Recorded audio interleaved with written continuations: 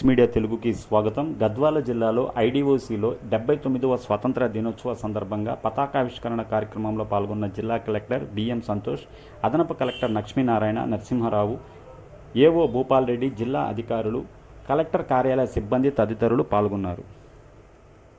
నమస్కారం మరియు 79వ స్వాతంత్ర దినోత్సవ శుభాకాంక్షలు అందరికీ. ఈరోజు మనం 79th ఇండిపెండెన్స్ డే సెలబ్రేషన్ చేస్తున్నాము.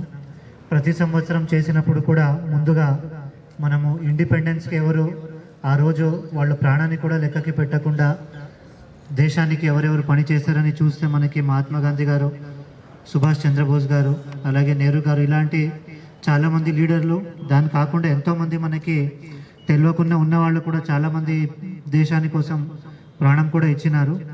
సో ఈ యొక్క ఇండిపెండెన్స్ డే సెలబ్రేషన్స్లో మనం ముఖ్యంగా ఏం గుర్తుపెట్టుకోవాలంటే, ఇండిపెండెన్స్ డే అంటే జస్ట్ మనకి ఫారిన్ రూల్ నుంచి బయట రావడం అనేది ఇండిపెండెన్స్ కాదు.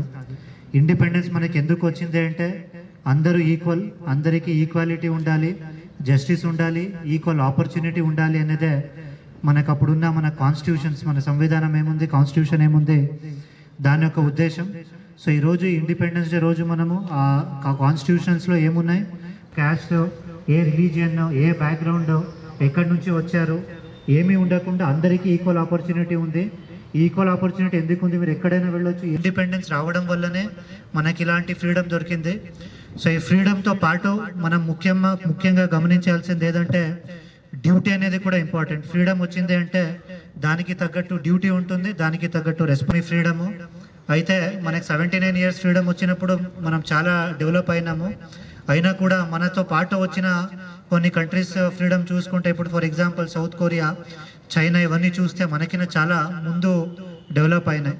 సో ఈ ఇండిపెండెన్స్ రోజు మనకి ఇంత అచీవ్మెంట్ అయినా దీనికిన్నా మనం ఇంకా చాలా అభివృద్ధి పొందాలి అంటే నెక్స్ట్ జనరేషన్కి చేయాలంటే మనం ఇప్పుడు కృషి చేస్తే మన జనరేషన్ తర్వాత మనకి వచ్చిన నెక్స్ట్ జనరేషన్ కూడా ముందు బాగా అభివృద్ధి పొందుతుంది.